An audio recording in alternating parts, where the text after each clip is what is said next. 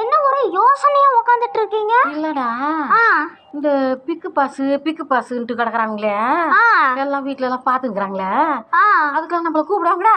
கூப்பிடுவாங்க தாத்தா. ஆனா வயசான ஆட்கள் எல்லாம் விட மாட்டாங்களே. உள்ள போயிட்டு நல்லா டஃப்பான இது டாஸ்க் பண்ணணும், நல்லா டான்ஸ் ஆடணும். உங்களால பண்ண முடியுமா? நமக்கு முடியாதுடா, நமக்கு வயசாகி போச்சு. சரி, கூப்பிடுவாங்கடா.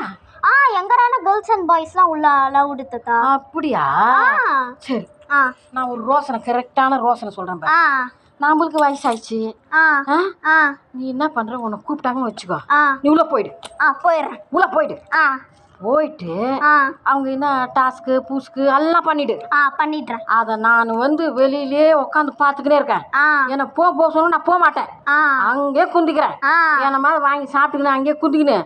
நீ என்ன நான் பண்ற எல்லாம் அந்த ஹோட்டலே பார்த்துக்கிறேன். சரி.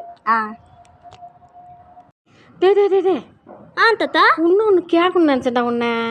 என்னது தாத்தா? அது உங்க பாட்டி என்ன கூட 2 வயசு சின்னதாண்டா.